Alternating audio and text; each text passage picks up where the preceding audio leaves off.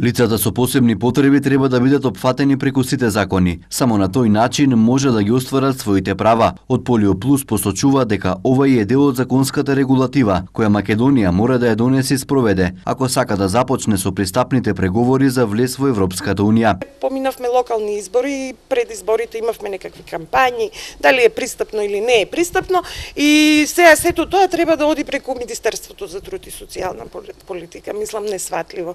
Ако изборите спаѓаат во Министерството за правда и законот е таму, тогаш прашањето за пристапноста на лицата со хендикеп до изборните места мора да биде таму.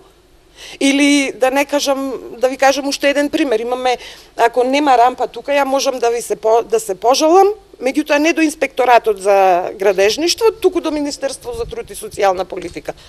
Не гледам логика во ово.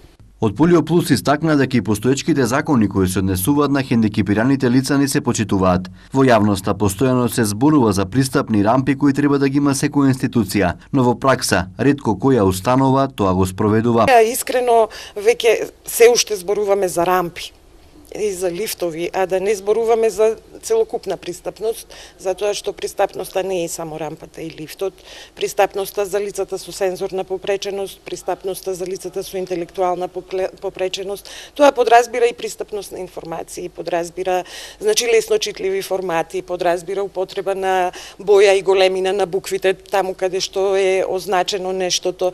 Значи, се уште сме на рампи и на лифтови.